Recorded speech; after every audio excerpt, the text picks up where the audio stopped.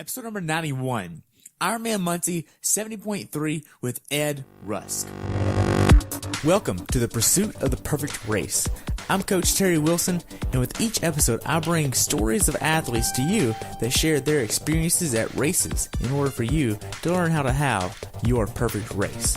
We will hear stories from athletes of all ages, abilities, and races of all distances. So regardless of where you fit in, there's something in there for you.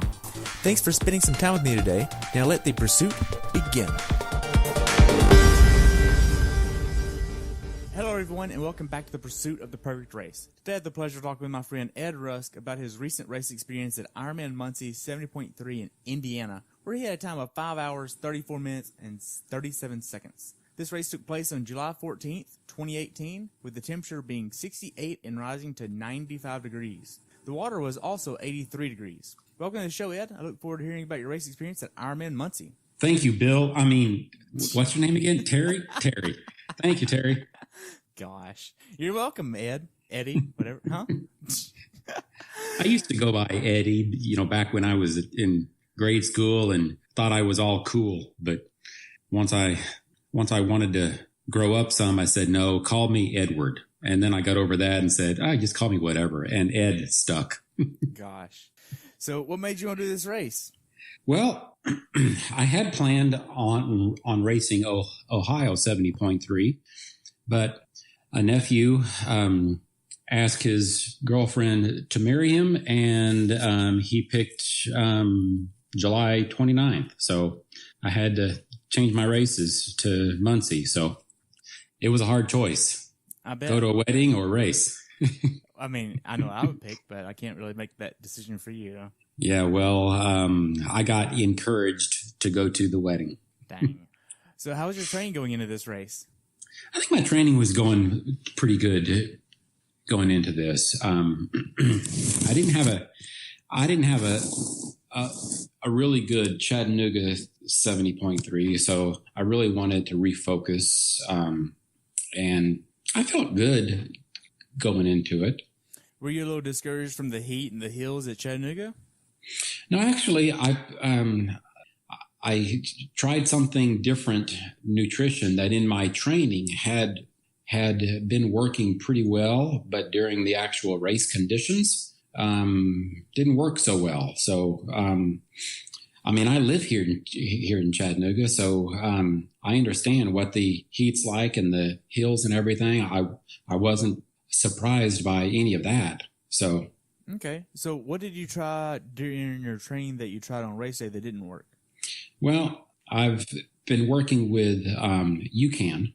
Okay. And what I found for race conditions for me, because the intensity is quite a bit higher under actual race situations, UCAN just doesn't give me enough.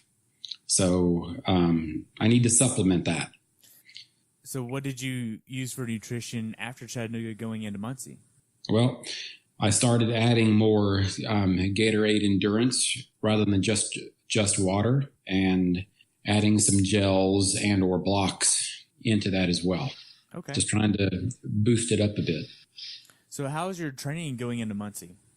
Well, there was a Olympic distance race about 2 weeks prior to Muncie. Maybe it was 3 weeks.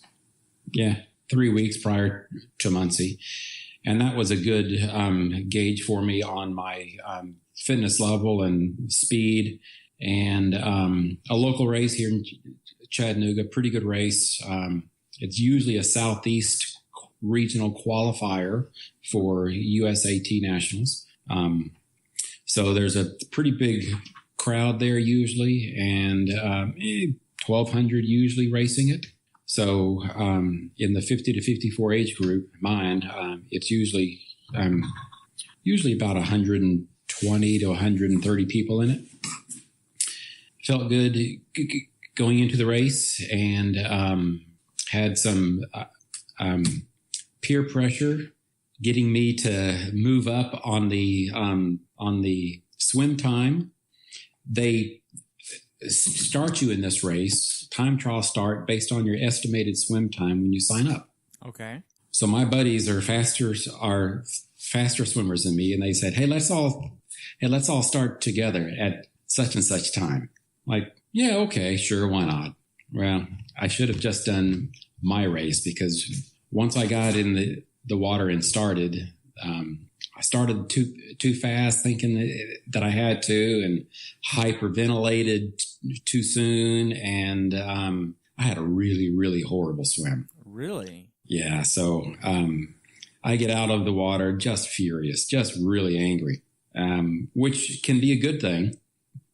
It gave me a lot of extra fuel on the bike and the run as well, chasing people down. So in my age group, there was 120 roughly, and I came out of the water like 80th. Oh, wow. Which is atypical for me. After the bike, I was 25th, and after the run, I was like 16th. God, so you passed almost the whole field. So my anger fueled me.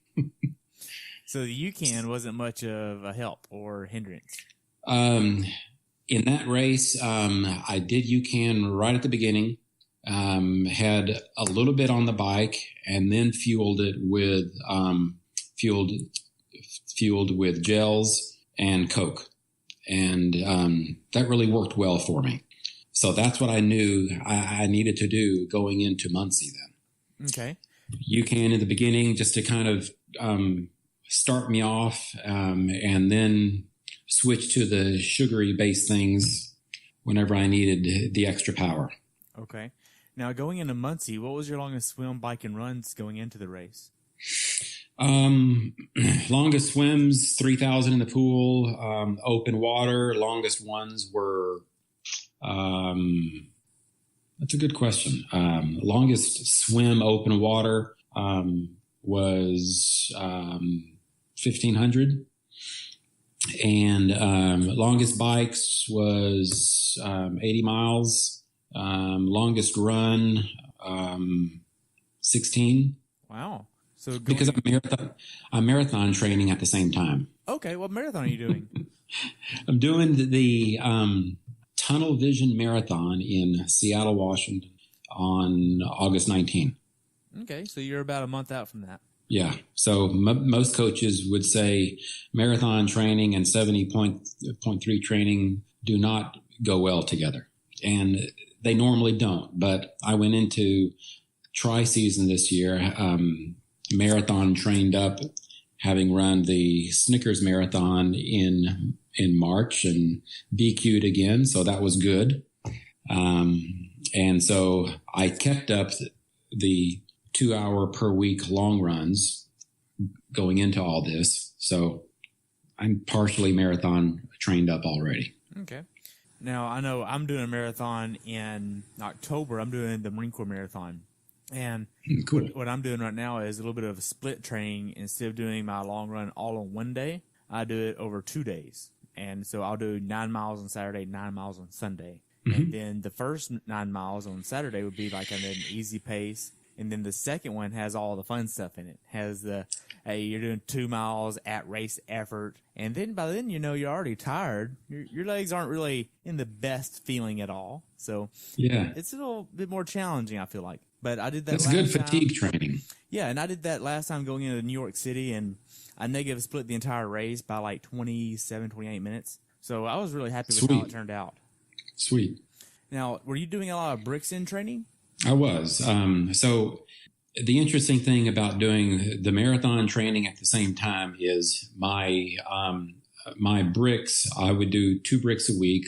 Midweek, I would do a short 15-minute brick. Weekends, for my 3-hour ride on the weekends, I would do an hour brick after that.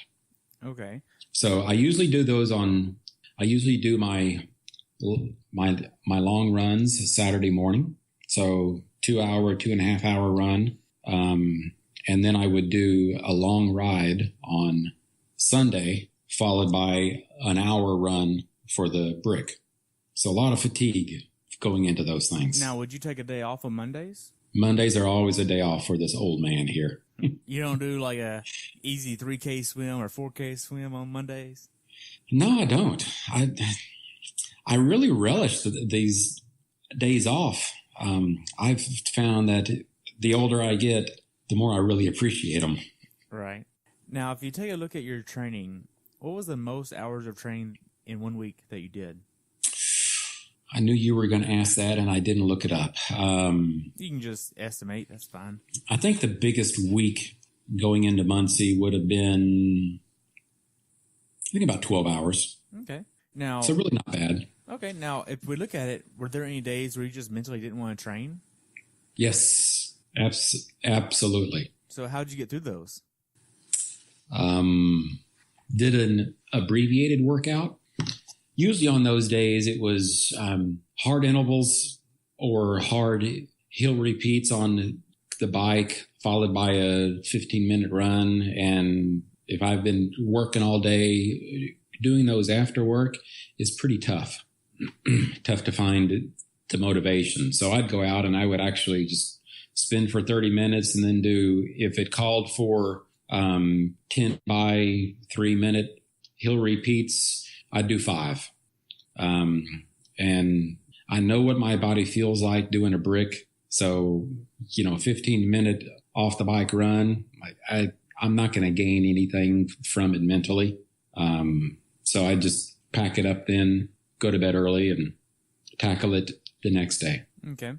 Now, as far as your training looks, I know that you live in Chattanooga and we're almost over halfway through the actual triathlon season now. Going into Muncie, how much of your training was outside versus inside? I still do quite a few of my bike rides indoors. Really? Why is that? I do. Drivers around here just are not very polite, and I can control the atmosphere. I can control the workouts if I'm doing intervals and things much better on my smart trainer than I can outside. Okay. And I would much rather spend a quality hour than an unquality hour and a half trying to get in intervals. That makes sense. I mean, that's kind of like why I like the trainer so much from a coach's standpoint, because I can control exactly what I'm going to get out of that workout versus if you go outside and ride, you're going to have red lights. You might have people cut you off. You might end up in a ditch. You have hills, wind, all the fun stuff. But if you actually look at it from a training aspect, we can actually control everything on the trainer. And I love it. Plus, so there are some groups in town who ride on Tuesday nights, and I'd get the road bike out 4 or 5 times and ride with those groups. But I get frustrated with them because they're always doing these surges and then slow down, surges and then slow down. And I would much rather get out there and just ride steady than all that. So I would join groups some, but a lot of my riding is either indoors or with just 3 to 5 people. Okay. Now, what workouts did you do that gave you the confidence to go into Muncie physically prepared? I think probably the best workouts for me going into it were the long bricks. That hour run after a 55, 60 mile ride, that's a good workout. Because by the time I get on the run, 11 o'clock, and it's getting warm, so it's a good test for me. I started carrying a cooling towel around my neck, and even though I had water bottles around my waist, I would take one of those and pour it on the cooling towel, and that would... Have you heard of using ice in a tube sock trick yet? No, in a tube sock. Mm-hmm. Yeah, so you take a cheap tube sock and you stuff it with ice, and then you take that with you. And the sock will actually keep it all together, and if you pour water on it, it basically becomes one big ice cube, and then you can move that around wherever you want. Interesting idea. Yeah, they did that at Boulder this year. That's where I got it from, because they actually bought tube socks for the athletes, for the volunteers to put ice in. Tube sock. Pretty good idea. Yeah. So when you're not training or racing, what are you doing? Eating. You mean my daytime job? Yeah. So I'm the CFO for a pharmaceutical manufacturing company here in Chattanooga. Our primary business is we make active ingredients for generics. So we make the active ingredient that many people use in your prescriptions, send that to the formulation companies who then package it into the pills and capsules and whatever. We're not a big company, profitable, and we take care of our employees. So I'm their chief financial officer. Okay. So knowing that you have a pretty big job title and you're working at least 30, 40 hours a week, I'm assuming, how big of an issue is balancing life, work, and training? It goes in cycles. For instance, we've got pretty heavy duty quarterly reporting that we have to do. In between each of the quarters, the month end closings are fairly smooth. And there is a pool a quarter mile from my office. So I have easy access to it during lunches. So I can break away easily and get that in during lunch. I usually carry a sandwich with me. And as I'm walking back to my office, eat the sandwich. So I'm efficient with my time. And long run, weekday runs many times are early morning before work. Bike rides are usually after work.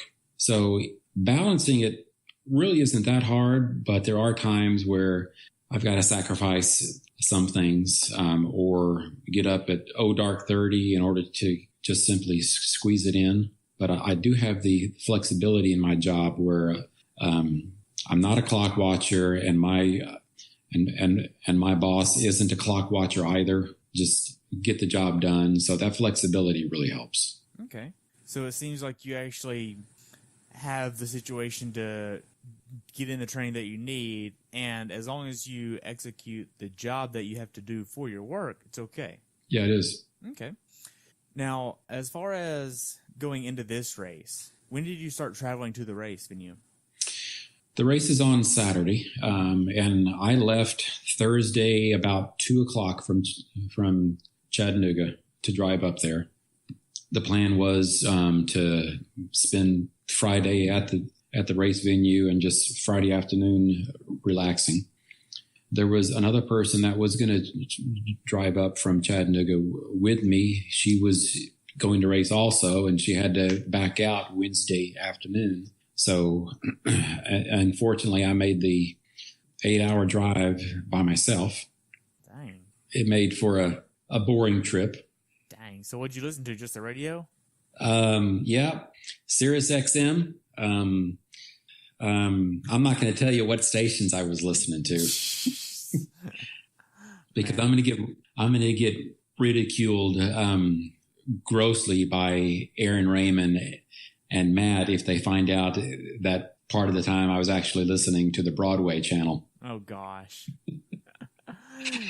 So you get to the venue on Wednesday night, I'm assuming? You didn't stop Thursday night? Yep. So how was your actual hotel there? Did you get a hotel, Airbnb? What's that look like? I got a hotel at the Baymont Inn and Suites, and I'm not sure if they were renting out rooms by the hour part of the time or if they were cooking things in some of the rooms, or it wasn't a great place. But the room that I actually had was clean.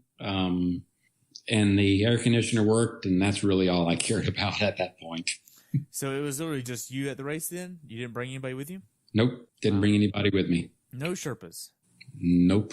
Wow. Not for this one. So how far away from the race venue was your Airbnb? So the hotel was 25 minutes away, I think. That's not bad. Yeah, 25 minutes away. There's really not much. There's not many race. There's really nothing around the race venue, so you have to stay in Muncie or one of the neighboring towns. So everything is at least a 20 to 30 minute drive away. Wow. Now, did you hit much traffic on race morning?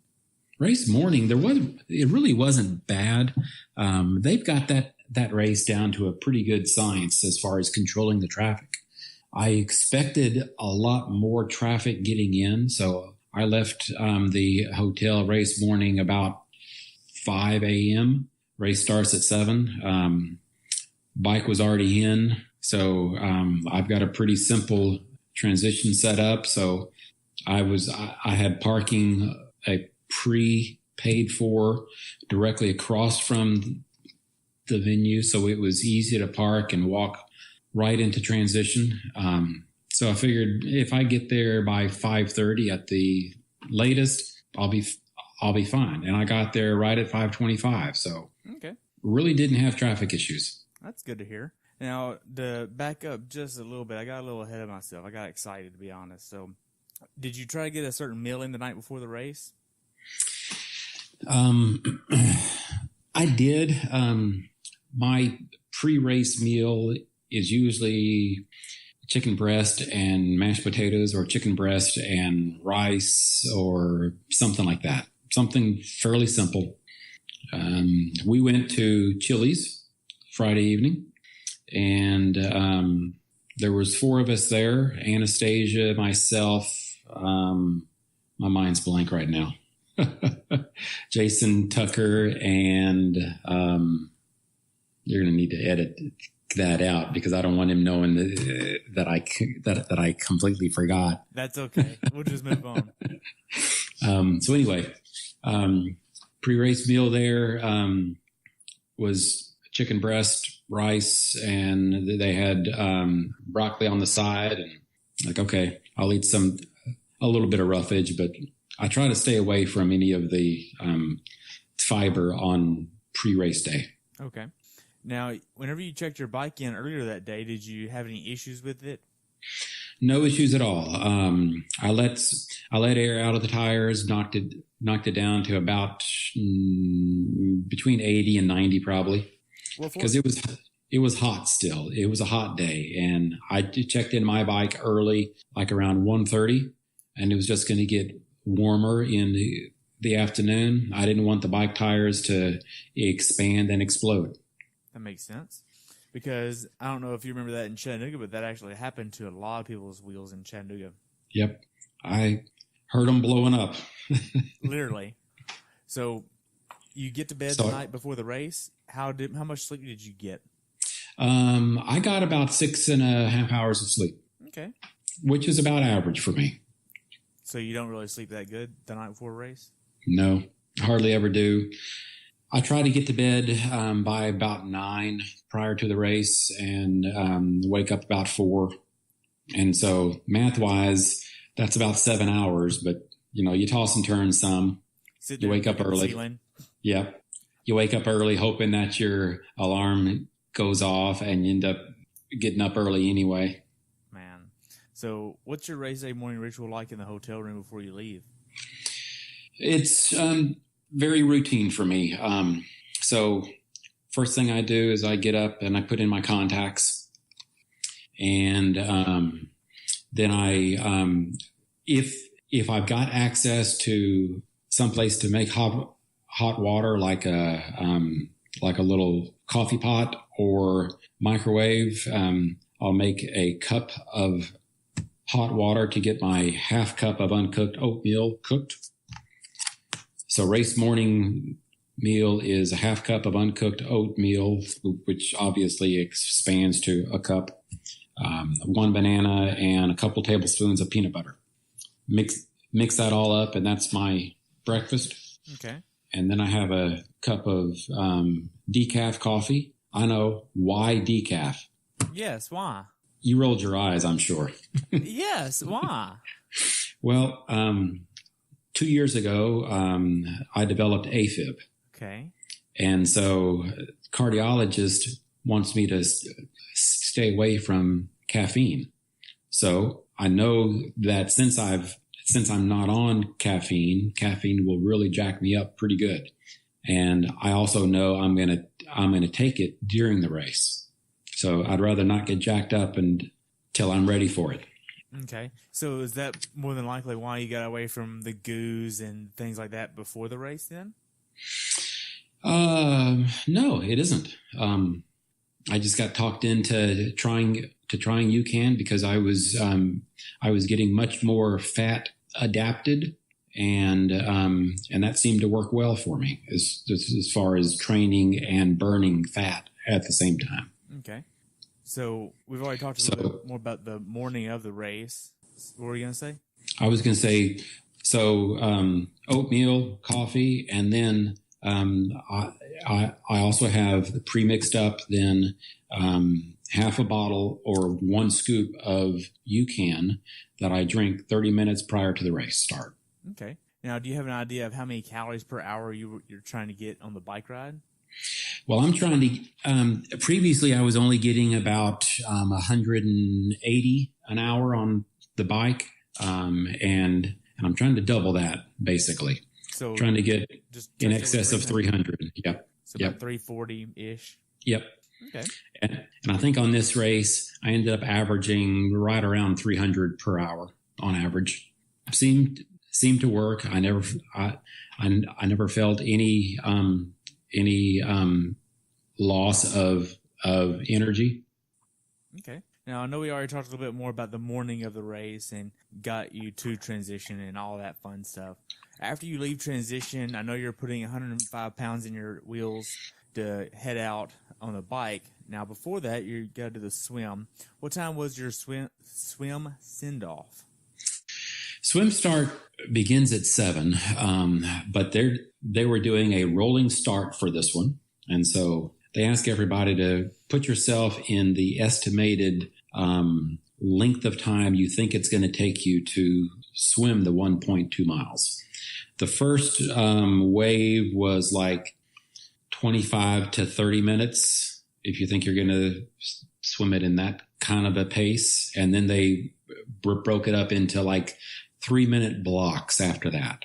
So like if you think you're going to swim 35 to 38, or sorry, 30 to 33, 33 to 36, so on and so forth.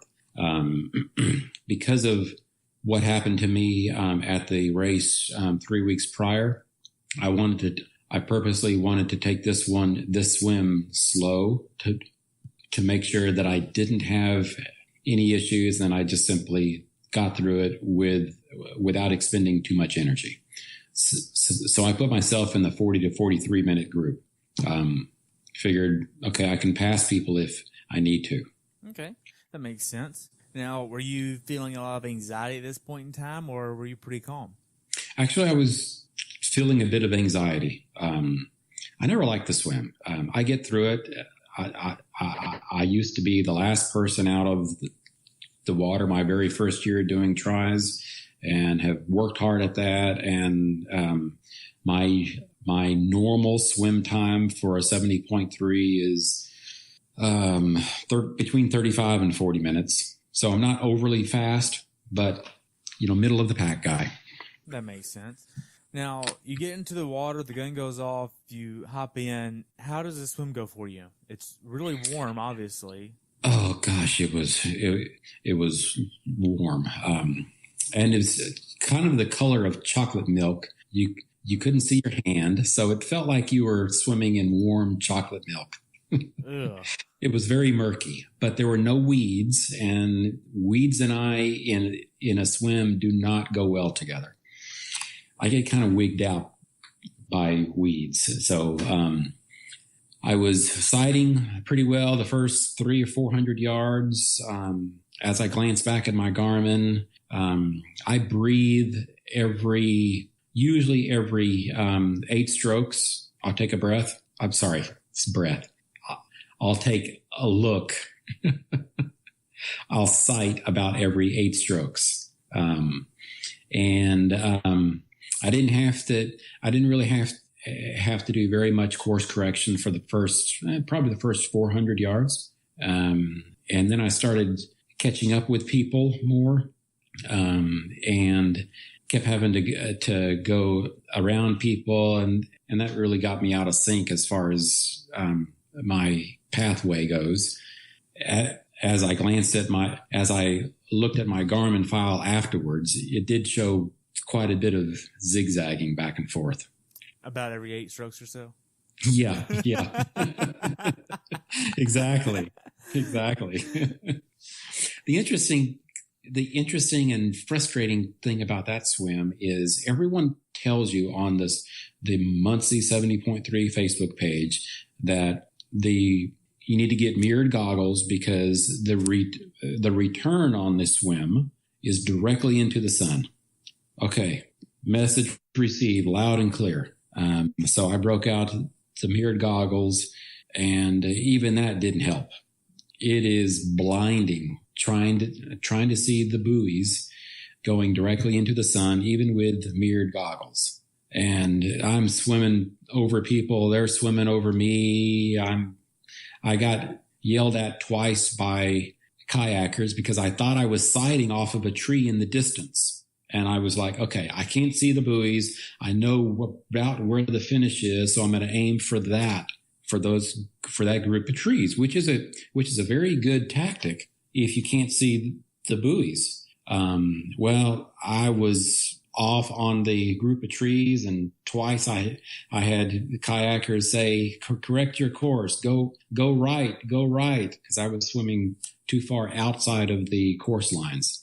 Gosh. So all in all, based on my Garmin, I probably swam a couple hundred yards extra. That sucks. Yeah, it really did.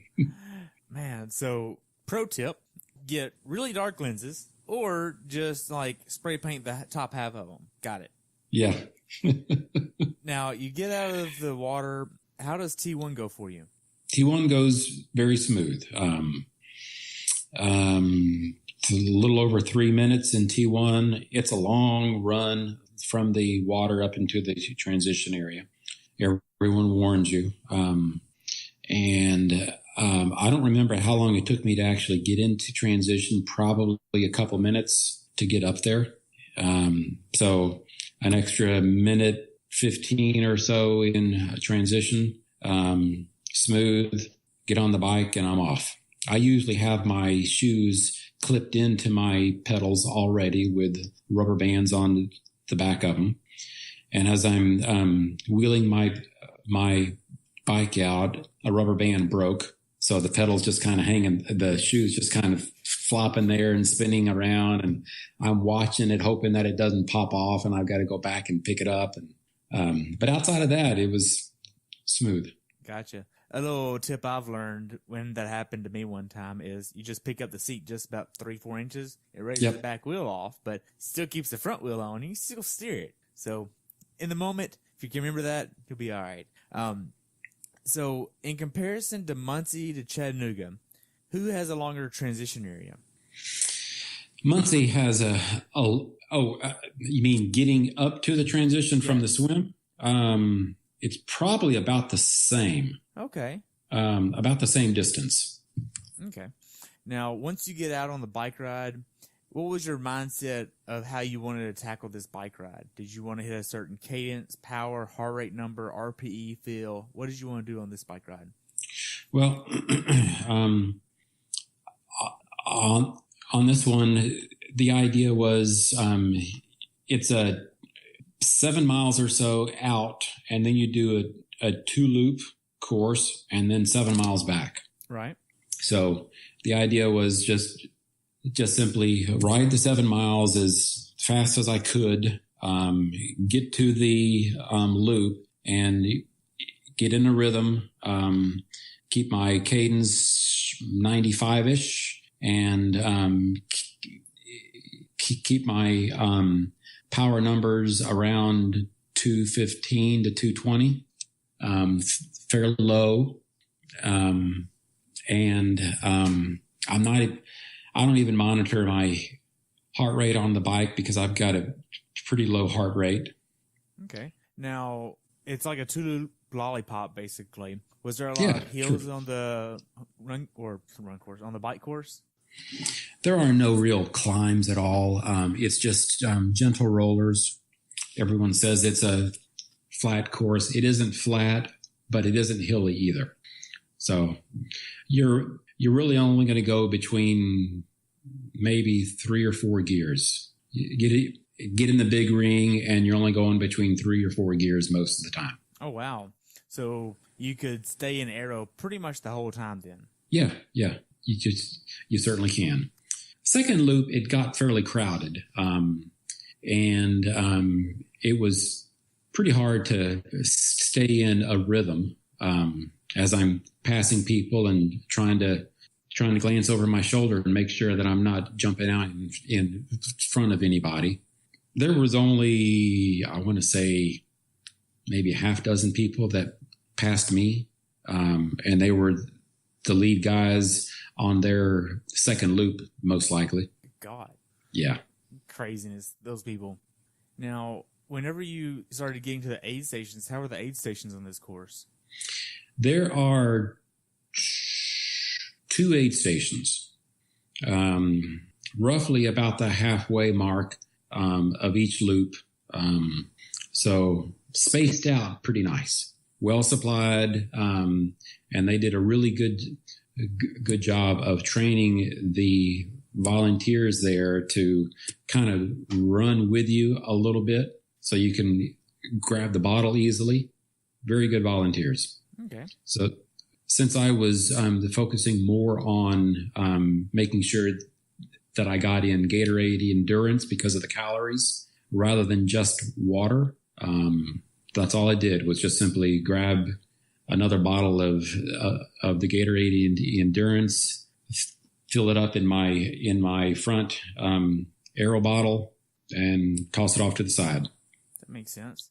Now, as far as the bike ride goes, how did you know how hard to push on the earlier stages of the bike versus the later stages of the bike ride? Well, I use the P1 Power Tap pedals to gauge my power, and it's a pretty good indicator of the power and the effort that you're putting in. I just simply monitor that. I've got it set to it. My Garmin's set to 3-second average. And one of my screens also shows the intensity factor as well. So I just simply monitor those. I don't spend time staring at them. You know, I'll glance down once every 10 minutes if I feel like I'm going a little easy or think I'm going too hard. I'll glance down just to see. So because I've done this a lot of it's based off of perceived effort, and I'm fairly accurate with that. So you're basically using your power meter to verify what you're feeling, and you're wanting to make sure that you're feeling a certain way during each part of the course. Yeah, that's a good way of stating it. Okay. So how do you want to feel on the earlier stages? Do you want to feel like you have a lot left, or do you want to feel like this is relatively easy? And then towards the later part of the course, you want to feel like it's a little bit harder? What is that like for you? For me, I want to stay fairly even throughout the bike because I know I've got to run afterwards too. And I've spent too many races where you just kill the bike and you've got a horrible run that just blows up on you. So I would much rather hold back on the bike and not bike what I'm capable of, but biking what I should bike.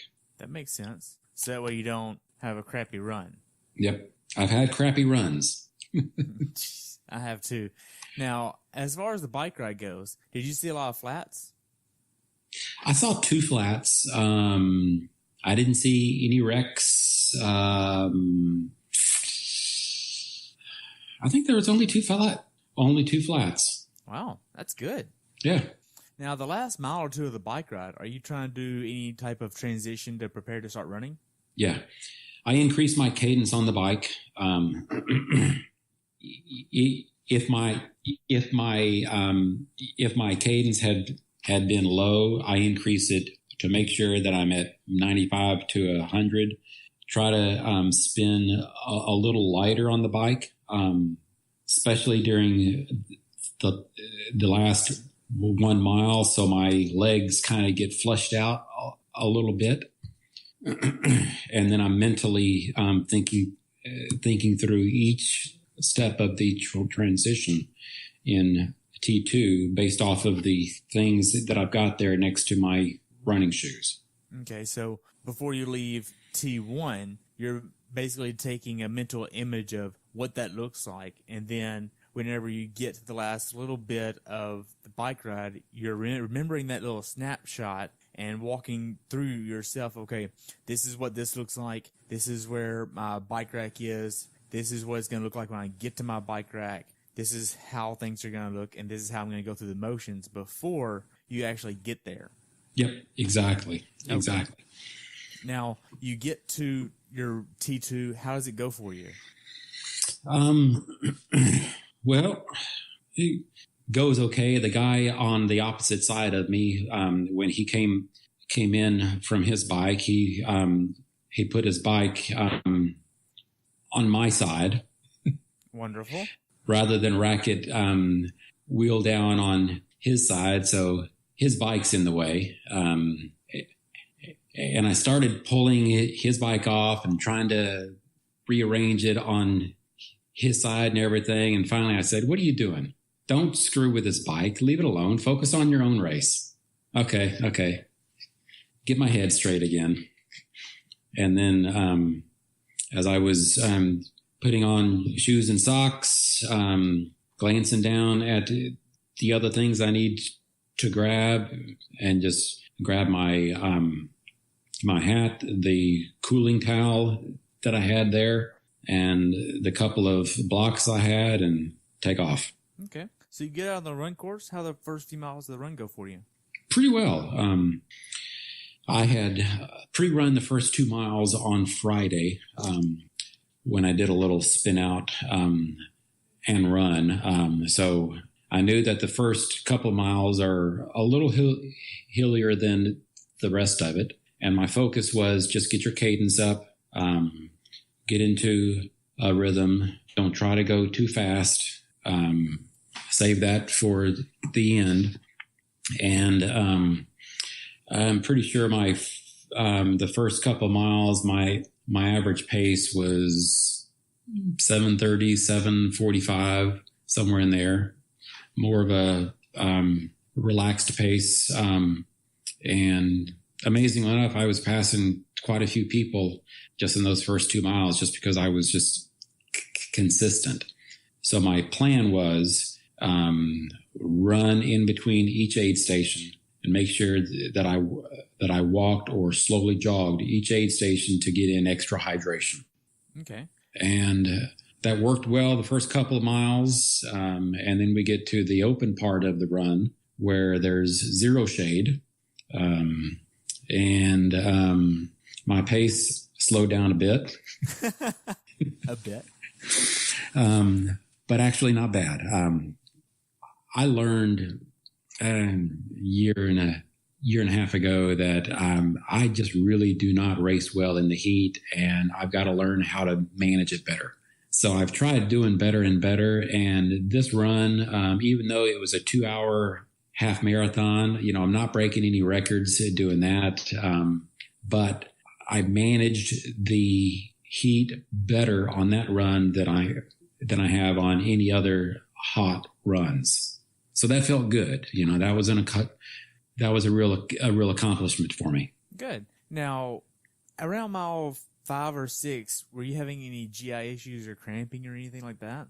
No, I had zero issues. I had zero stomach issues, no cramping issues. I carried base salt with me just in case, but I also had I took the gel blocks from Cliff Bar, and I roll those in base salt, stick those in a little baggie, and I just carry that with me. So as I'm taking those, I'm taking additional salt with them as well. There's a little pro tip for you. So now then, at some point along the run course, did you start walking? During each aid station, I walked. There were a couple of spots where it felt like I was just getting a little too overheated. You get that feeling where you just get a little bit of chills even though it's a hot day. And I thought, okay, I'm getting a little too warm here. So I walked for a minute, took my cooling towel, which had water in it already, and kind of squeezed it over my head, trying to cool things off a bit. And then I'd pick it up again. So there was really only a couple of spots where I walked that were outside of the aid stations. That makes sense. Now, I know that your son did the Chattanooga 70.3. Did you ask him for any advice on what to do during this race? Oh, are you digging at me? Digging at me because he raced faster than me? That was his first 70.3. And I was so confident he was going to blow up because he had never done anything like that. And I was absolutely confident I was just going to cruise through this thing. And I was going to be at the finish line waiting for him. And I had a bad run. I just messed up on the nutrition, and he ran a 450. He did a 4:59.59. 18-year-old young upstart. Like, oh, whatever. Did he get a slot for the World Championships with that? No, he didn't. Really?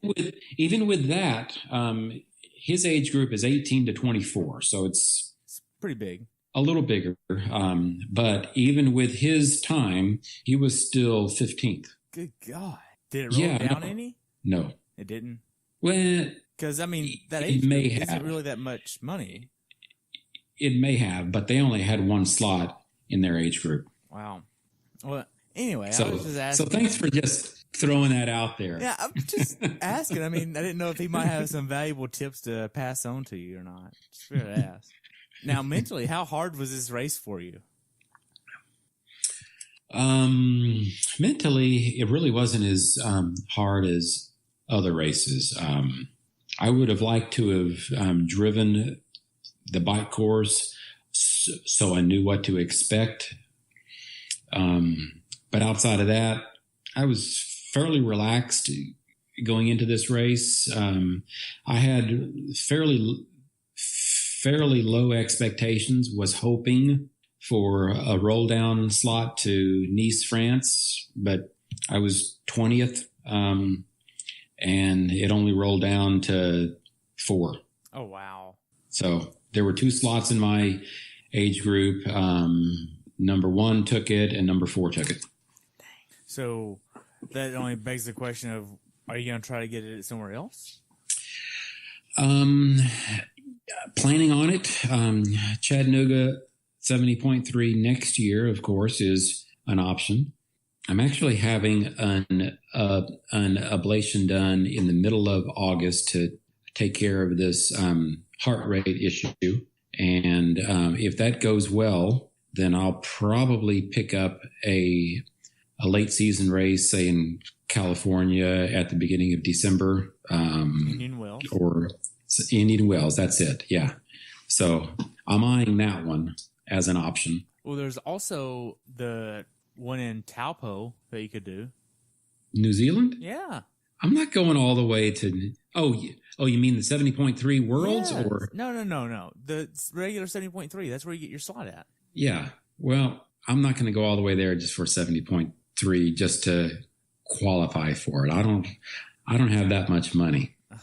Well, it's a like you.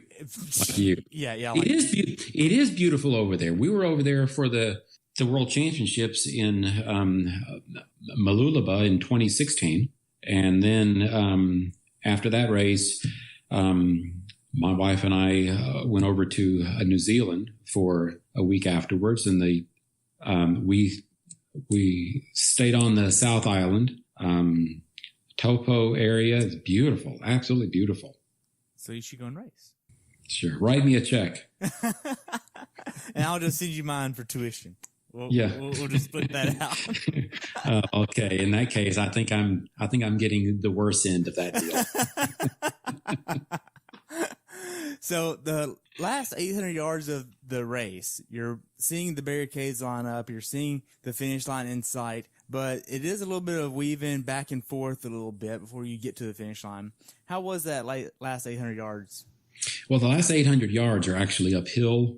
And then there's, once you crest it, and then you get into the finisher chute, then it's downhill, grass, flat. So there's actually a fairly steep uphill that's going to make you hurt. Okay. Heart rate was getting a little high there, and I'm hyper conscious of it because of the AFib. So I walked 30 seconds or so on that hill, and then picked it up again and finished fine. The crowd support there is really good. There's people cheering you in. You can't see the actual finish line, but you can see the finish chute. The finish chute kind of winds a lazy S. So you're winding through there, and it's lined with people cheering you on. So that's always fun, Okay. Cross the finish line and give me a bottle of water and let me go sit down somewhere. So after you cross the finish line, you get some water, go sit down and relax for a little bit. How does the next few minutes go for you? Are you trying to make sure that your heart rate's going a certain beat with this situation you have? No, I can usually tell if it's going to act up or not, because it'll get elevated real quickly. But the exercise has rarely ever triggered it. So I never know when it's going to come, when it's not. But as far as my recovery time after the race, what I try to do is just try to get hydrated, cool my core temperature down, and get some food in me. Okay. Now, looking back on it, how well prepared for this race do you feel like you were? If I were to put it on a scale from, 1 to 10, 10 being exactly where my coach wanted me to be, I'd say I was probably 8. Okay. So where was the 10 at? Those 9 and 10, where was that at? I think I would have liked to have had a little more power, more average power on the bike. And I think that the cross training, the extra running, limited my bike numbers a bit. It did certainly help the run. So I don't think that I don't think that me not having the bike power that I wanted hindered the run at all. I think it actually probably helped the run. Okay. Now, if you could change one thing about your race, what would you change? Other than I might have gone a little harder on the bike, and I probably would have run harder in between the aid stations. Okay. Now that I know what I can do in the heat, now that I think that I've got it figured out, how to manage my own body in the heat, I think I could have gone harder in between the aid stations. Okay. What's something that you learned about this race that you'd want to pass on to someone else who hasn't done this race before? First of all, it's great post-race food. Really? What do they have? Barbecue. Oh, my gosh. Barbecue chicken, and it's really good. Fall off the bone good. And if you're vegetarian, they've got veggie burgers there as well. Coleslaw, baked beans. It's really good post-race food. Wow. I mean, that sounds like Southern cooking almost. I know. And they're in Indiana. Who knew? Who did know?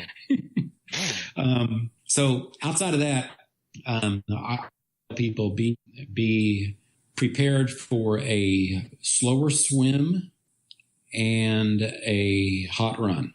I wouldn't worry about the bike at all. The bike is going to be at about what anybody trains for. If you're training in hills, training in flats, the bike is not going to be a problem for them at all. Okay. Now, I know Chattanooga's bike course is really engaging. I mean, I was very surprised by how quick that bike ride went by in Chattanooga, because you're rather always going uphill, downhill, turning, or something good is around you to keep your mind off of the bike. I mean, I left the position and I came back and I thought I was like gone for like 20 minutes. It was pretty awesome. Is that the same thing here at Muncie?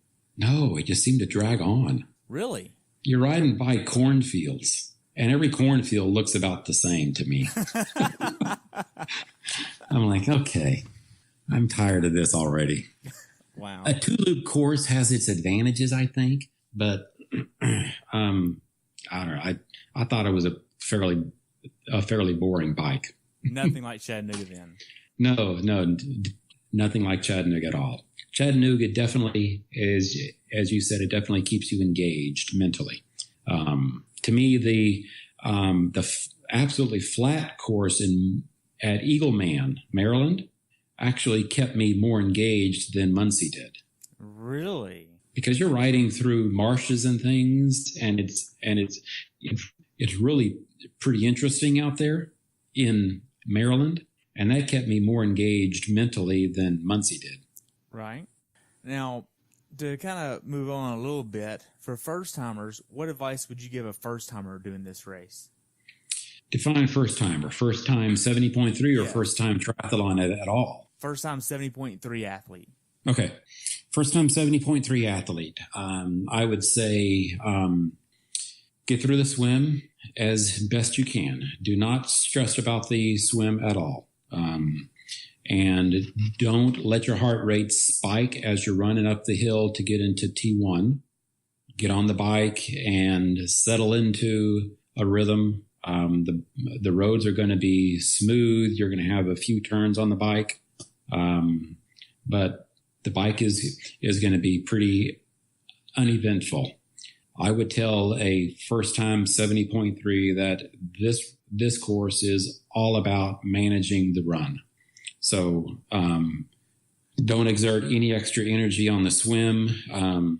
Don't push too hard on the bike because you're going to need the energy and the mental toughness for the run. This is not an easy run. It's fully exposed to the sun. You've got a couple of sections where there's some shade, but small sections, and it's rollers. So the rollers on the run are going to take their toll on you. Okay. How could Ironman have made your race experience better? I don't think in this race that Ironman could have done anything that would have made it better. I thought it was a pretty well run race. The volunteers there are great. Of course, I'm partial to the Chattanooga Volunteers, but as far as other courses, other volunteers at other races that I've done, Muncie Volunteers are definitely up there in the top. Okay. They didn't have anything like Chattanooga, did they? No. Sorry. They got to take notes there for sure. Now, we covered a lot about your race. Do you have anything else you'd like to add? Anybody who wants a little bit of inspiration, go to the website iwillnotfearfilm.com. Nice. I see what you did there. I think we've talked about that, and you actually showed me that before, and it's amazing. You definitely have to check that out if you haven't checked that out. It's a nice little remembrance to me of the kind of things that can happen during a bad race that totally change your life. Yes. Well, I only have a few more questions for you. How can athletes follow you? Well, they can find me on Facebook. It's just Ed Rusk. My Instagram and Twitter is TryGeekRusk, TRI Geek Rusk. And I'm not going to give out my home number because I know there's all kinds of people who will want it. Andrew. Wow. So what's next for you? Well, I've got a marathon in Seattle on August 19. Take some time off after that. The marathon is on Sunday. I'm having the cardiac procedure on Wednesday afterwards. Take a few days off. He says I ought to be I ought to be back to normal within a week or less. Wow. And then I'll see how that goes, and I'll make up the rest of the season from that point. But I haven't signed up for anything beyond the marathon up in Seattle, just in case. Okay. So what races are on your bucket list? Oh, Challenge Road. I got to do that one in Germany. We've got family who are only an hour from there, so I got to go over there and do that one. I've actually tried signing up for it twice, and it closed up too fast for me. I'd wake up at 2 o'clock in the morning just so I could sign up for it, and it's closed up already. Wow. So that is a big race. What else?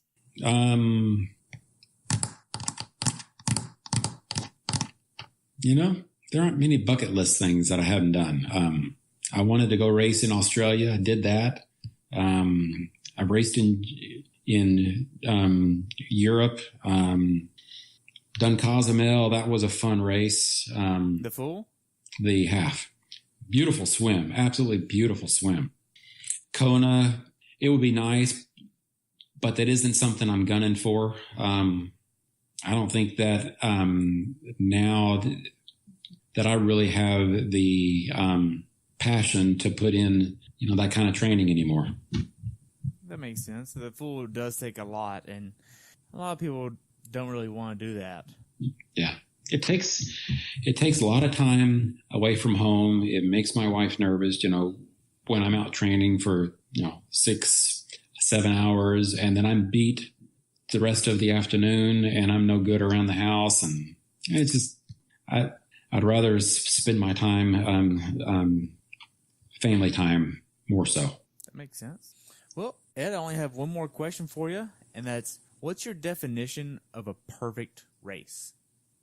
I knew you were going to ask this, and I should have thought about it beforehand. Why didn't you prep me for this? Okay, a perfect race.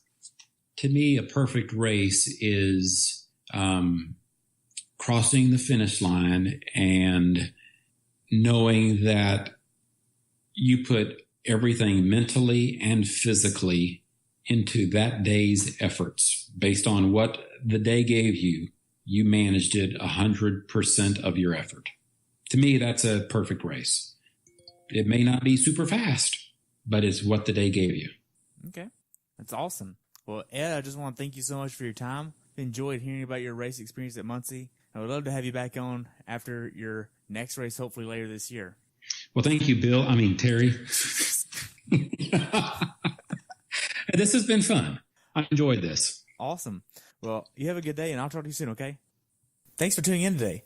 I hope you were able to learn something from today's episode. If you enjoyed the show, please take a minute to leave a review on iTunes or share it with a friend. Be sure to subscribe so you never miss an episode. If you'd like to see pictures from this athlete's race, learn more about who I am, what I'm doing, or be on the show yourself to share your story, check out my website at CoachTerryWilson.com.